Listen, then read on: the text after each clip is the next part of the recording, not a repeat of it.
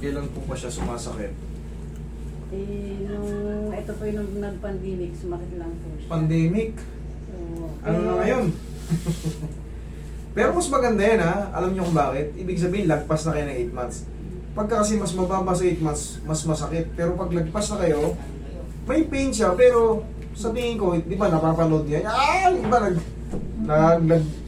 nalalaglag pa rin sa upo, sobrang sakit. Pero ganun po talaga eh.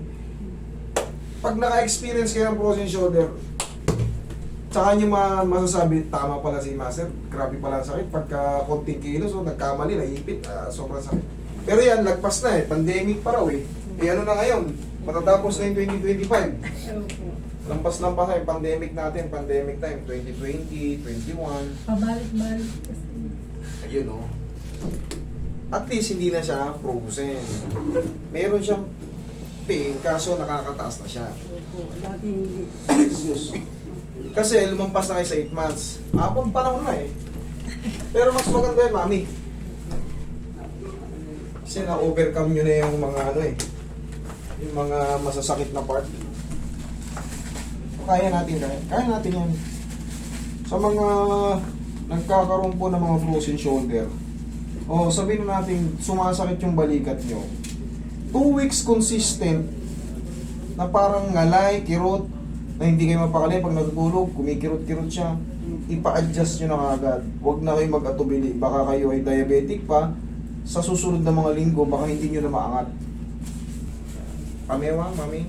Pamewang, yan. Parang feeling doon niya muna tayo. Okay? Yung siko mo, tigasan mo, papunta sa akin. Yan, sige pa. Okay?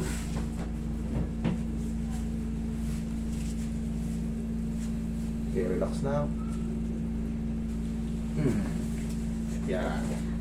O, sigaw nyo lang ng Darna. Okay lang?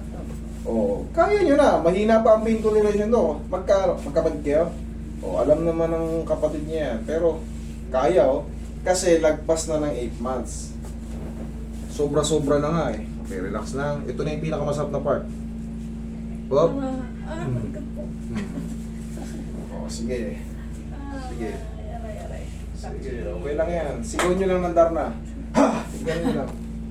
20 to 30 seconds na naman yan. Ganun talaga. At least, kita nyo, over kami. Hindi kayo nag-wild dito na, ay, katulad ng iba, nung nakapanood nyo talagang nagkakandilit-kandilit dito. Okay na. O, dapa. Tayo saglit lang. Yung, o, kaya?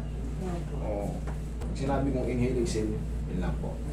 Sige, huwag yung titigas ang katawan nyo. Inhale. Exhale. Thank you. Yan na sa frozen shoulder. Ngayon, alam nyo na, pag nagkaroon ng frozen, taon ng bibilangin. Taon ng suffering bago.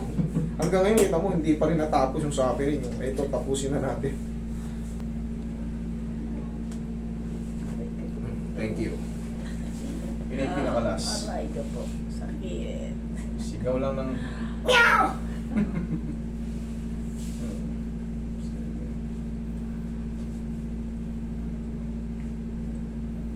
O, tapos, ang kasunod niyan, haplos, di ba? Tapos, yung palagi kong tinuturo, nakikita nyo naman to eh. Yan o. Kaya? Opo. O, yung pakabila. Kaya? Opo. Kaya, o. O, tapos tingnan na natin kasi kanina masakit sa ano. O, abot na. Okay? Basta tatandaan nyo yung tinuro ko. May matitira pang konti yan, pero kailangan yan lang, tapos pa. Okay, mami? Opo. Thank you so much.